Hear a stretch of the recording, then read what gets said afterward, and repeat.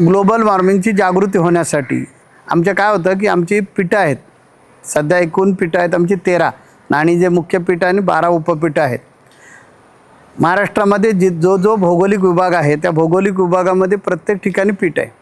तर त्या प्रत्येक पीठावरून आमची पायी दिंडी निघते. दरवर्षी पादुका घेऊन इकडे मुख्य पीठाकडे येतात पायी दिंडीनं, म्हणजे लोकांना भक्तिमार्गाची गोडी लागावी, अध्यात्म विज्ञानाची सांगड घालून लोक सुसंस्कारित व्हावे, हा मुख्य उद्देश आहे त्याच्या पाठीमागे.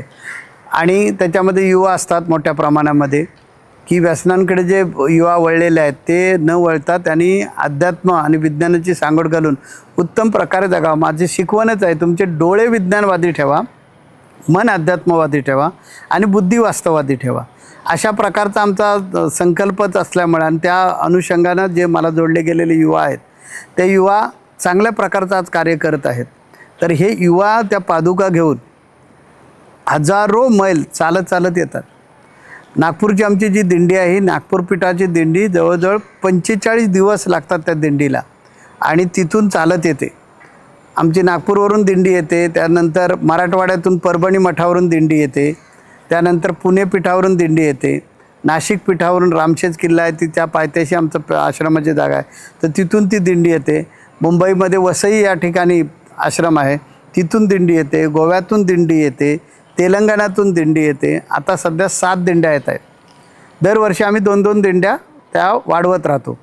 आणि कारण नियोजन झालं पाहिजे, नुसती दिंडी काढली म्हणजे नाही झालं, लोकांना कोणाला त्याचा उपद्रव झाला नाही पाहिजे. लोकांनी आमच्या दिंडीतून बोध घेतला पाहिजे, अध्यात्माचा रामनामाचा प्रचार प्रसार व्हावा. विज्ञानाने केली क्रांती परंतु अध्यात्माशिवाय नाही मनशांती. तर ही मनशांती जे ढासळत चाललेली आहे तर हे मनशांती प्राप्त करण्यासाठी अध्यात्माची नितांत गरज आहे आणि ते अध्यात्म लोकांनी काय करावं, स्वीकारावं, यासाठी ह्या दिंड्या निघत असतात. मग ही दिंडी निघत असताना अध्यात्म तर होणारच आहे, करून घेणारच आहेत, परंतु त्याबरोबर समाजाला एखादा चांगला संदेश दिला पाहिजे. म्हणून आम्ही गेल्या वर्षापासून वसुंधरा पायी दिंडी या नावानं ह्या दिंडीचं नाव ठेवलेलं आहे.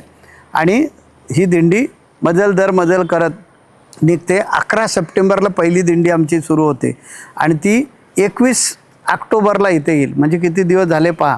अशा प्रकारे मजल दर मजल करत ह्या दिंड्या येतात. ह्या दिंड्यांबरोबर टॉयलेट व्हॅन आहेत, पिण्याच्या पाण्याचे स्वतंत्र टँकर आहेत, ह्यांची राहण्याची व्यवस्था व्यवस्थित केली जाते. त्यांना सकाळी 9 वाजता नाश्ता, दुपारी जेवण, पुन्हा संध्याकाळी 5 वाजता नाश्ता, पुन्हा 7:30-8 वाजता जेवण, विश्रांती, हे सगळ्याचं नियोजन करून दिलेलं आहे आणि अत्यंत सुचारूपणे चालू आहे. एवढ्या दिंड्या आमच्या निघालेल्या तिथे एकाही ठिकाणी कुठे कुणाची तक्रार नाही, काय नाही. उलट गाववाले ते हे दृश्य बघितल्यानंतर, कारण हजारो लोक दिंडीमध्ये चालत येतात, त्यात विशेष करून युवांची संख्या उल्लेखनीय आहे, हे सगळं बघितल्यानंतर गाववाले प्रभावित होतात आणि ते येतात, ते त्या दिंडीमध्ये सहकार्य करतात. आणि ते करत असताना आम्ही ग्लोबल वॉर्मिंगबद्दल जागृती करतो. मग पथनाट्य मुलं करतायत, युवा करतात आणि त्या पथनाट्यातून लोकांना संदेश देत आहेत की हे जे निसर्गावर आपण अत्याचार करतो ते थांबवा, नाही तर निसर्ग आपल्याला उखडून टाकेल. कसा त्याने उखडून टाकलेला आहे, कसा आपल्यावर आपण त्याच्यावर अत्याचार केले, आता निसर्गाकडून आपल्यावर कसा प्रकोप होतो ते समजावून सांगतात. या दिंडीमध्ये वृक्षारोपण पण करतो आहे आम्ही. आणि हे वृक्षारोपण करण्यासाठी समाजातील विद्याविभूषित, त्यानंतर प्रतिष्ठित, सामाजिक क्षेत्रातले, राजकीय क्षेत्रातले प्रतिष्ठित लोकांना बोलवलं जातं. ते येतात आणि त्यांनी हे सगळं पाहिल्यानंतर ह्या दिंडीचं भरभरून कौतुक करतात. कारण दिंडीची शिस्त आणि दिंडीमध्ये स्वच्छता, टापटिपपणा, कारण इतके दिवस हजारो लोक रस्त्यानं येत आहेत, तर शिस्त ही फार महत्त्वाची आहे. त्यांचं स्वच्छता महत्त्वाची आहे, राहण्याची, झोपण्याची, टॉयलेट बाथरूमची ह्या सोयी ज्या आहेत त्या फार महत्त्वाच्या. मध्ये इतकं शिस्तबद्ध काम चाललेलं आहे ते बघून प्रचंड प्रभावित होतात. त्याचबरोबर त्यांना वृक्ष का लावले पाहिजे तेही सांगितलं जातं आणि त्यांच्या हस्ते वृक्ष लागवड करून घेतली जाते.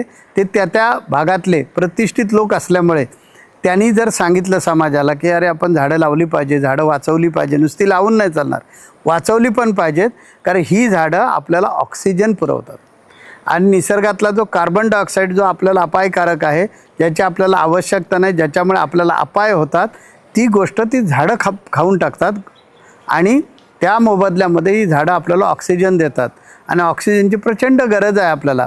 शुद्ध ऑक्सिजन जर आपल्याला असेल तर फुफ्फुसाचे आजार होणार नाहीत, वेगळ्या प्रकारच्या साथी येतात ते येणार नाहीत. त्यामुळे झाडं लावा, झाडं जगवा, झाडं वाढवा हा संदेश ह्या आमच्या वसुंधरा दिंडीमध्ये मधून दिला जातो. आणि आज तारीख 19 ऑक्टोबर आहे 2025.